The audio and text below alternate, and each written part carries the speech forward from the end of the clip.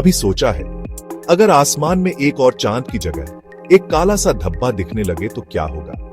एक ऐसा धब्बा जो किसी भी रोशनी को सोख ले, जैसे कोई गहरा अंतहीन कुआं हो।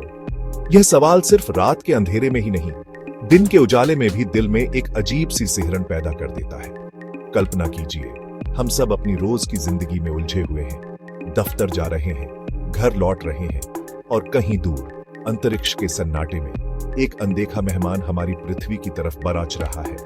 यह कोई उल्का पिंड नहीं, कोई धूमकेतु नहीं, बल्कि ब्रह्मांड का सबसे बड़ा रहस्य है, एक ब्लैक होल। यह कहानी उसी कल्पना की है, उस डर की है, जो सच हो जाए तो क्या होगा। यह सिर्फ एक खगोलीय घटना की बात नहीं है, यह हमारे वजूद पर मंडराते एक सवाल की कहानी है।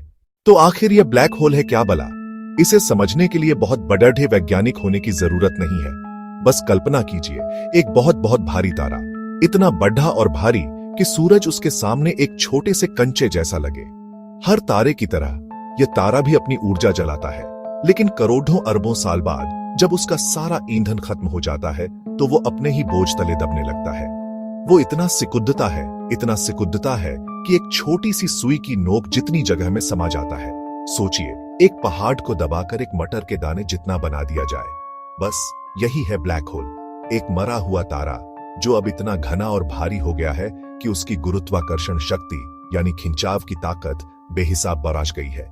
यह उसकी ताकत कि यह अपने पास आने वाली हर चीज को खींच लेता है, सिर्फ धूल या पत्थर बल्कि रोशनी को भी। जी हां, प्रकाश की किरण जो ब्रह्मांड में सबसे तेज मानी जाती है, वो भी इसके चंगुल से बच नहीं सकती। इसीलिए यह काला दिखाई देता है। यह ब्रह्मांड का एक ऐसा शिकारी है जो अंधेरे में छिपकर अपना शिकार करता है। तो जब यह अनदेखा मेहमान हमारे सौर मंडल में दाखिल होगा तो हमें सबसे पहले क्या महसूस होगा? क्या धरती कांपने लगेगी?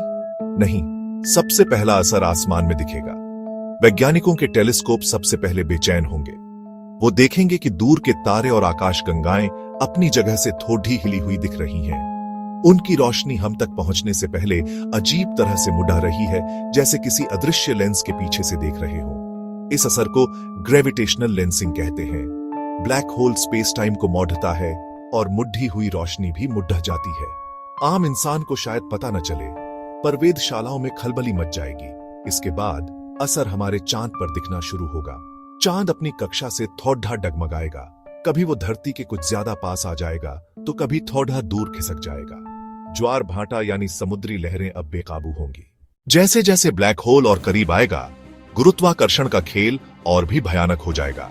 अब असर सिर्फ मौसम तक सीमित नहीं रहेगा। अब हम इसे अपने शरीर पर महसूस करने लगेंगे। वजन कुछ पल ज्यादा महसूस होगा, फिर कुछ पल कम। सुबह बिस्तर से उठना भी मुश्किल लगेगा, जैसे कोई अनदेखा बोझ हो। खिलाड़ी जो ऊंची छलांग लगाते थे, अब कुछ इंच भी उठना मुश्किल होगा। हर इंसान समझेगा कुछ बहुत गलत हो रहा है। धरती की अपनी गुरुत्वाकर्षण शक्ति अब एक बाहरी, ज्यादा ताकतवर शक्ति से लदेड़े आच रही है। धरती के अंदर का लावा बेचैन हो उठेगा। टेक्टोनिक प्लेट्स में हलचल शुरू होगी। भूकंप अब एक जगह नहीं बल्कि पूरी दुनिया में एक साथ आएंगे। सदियों से शांत ज्वालामुखी एक एक करके फटेंगे। अब अंत निश्चित है। धरती अपनी कक्षा से पूरी तरह भटक चुकी है। वह अब सूरज का चक्कर नहीं लगा रही, बल्कि उस ब्लैक होल की तरफ एक सर्पिल रास्ते पर खींचती चली जा रही है। हमारे सौर मंडल के बाकी ग्रह या तो पहले ही ब्लैक होल में समा चुके हैं या फिर अंतरिक्ष में कहीं दूर फेंक दिए गए हैं। बृहस्पति अब खाली होती गैसों की छाया बन चुका है। शनि भी अपनी गैसें खो चुका है और रिंग धुंधली हो चुकी है। ये गैसें अब ब्लैक होल की एक्रेशन डिस्क को और भी चमकदार बना रही हैं। आसमान में अब सूरज नहीं, बल्कि वही आग का चक्र हमारा सबसे बड़ा सितारा है। धरती पर जिंदगी लगभग खत्म हो चुकी है। जो कुछ लोग बचे हैं वो जमीन के नीचे बंकरों में छिपे हैं, बस उस आखिरी पल का इंतजार कर रहे हैं। जैसे ही धरती इवेंट होराइजन के करीब पहुंचेगी, समय का खेल अपने चरम पर होगा। धरती पर मौजूद किसी भी इंसान के लिए समय लगभग रुक सा जाएगा। अगर कोई दूर से हमें देख पाता तो उसे लगेगा कि धरती उस काले घेरे के किनारे पर जाकर जम गई है, हमेशा के लिए।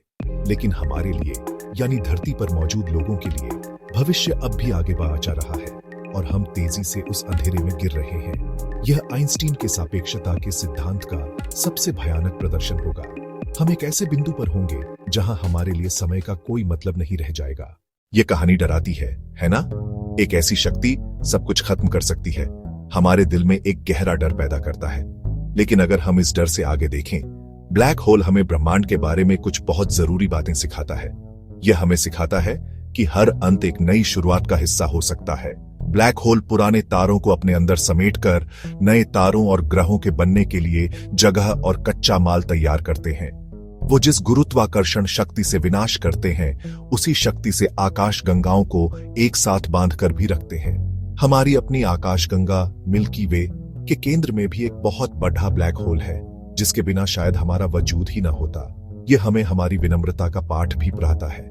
हम इंसान जो इस छोटे से ग्रह पर बैठकर खुद को ब्रह्मांड का केंद्र समझते हैं, ब्लैक होल हमें याद दिलाता है कि हम कितने छोटे और नाजुक हैं। हमारी लदीर ढाइयां उस ब्रह्मांडीय पैमाने पर कितनी बेमानी लगती हैं। यह एहसास हमें डराने की बजाय हमें एक दूसरे के और करीब लाना चाहिए। यह हमें समझाता है कि हमारा असली घर यह धरती है और हमें मिलकर इसकी रक्षा करनी चाहिए।